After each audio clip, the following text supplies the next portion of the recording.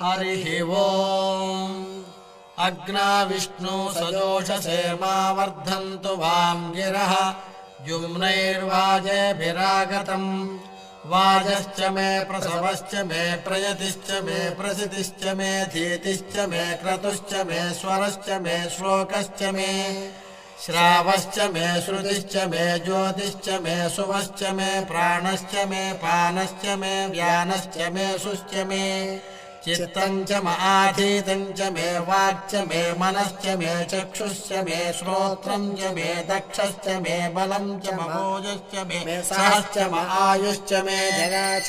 आत्मा च मे तनूश्च मे शर्म च मे वर्म च मेऽङ्गानि च मे स्थानि च मे परोपुंसि च मे शरीराणि च मे ज्येष्ठ्यम् च आधिपत्यम् च मे मन्युश्च मे भामश्च मे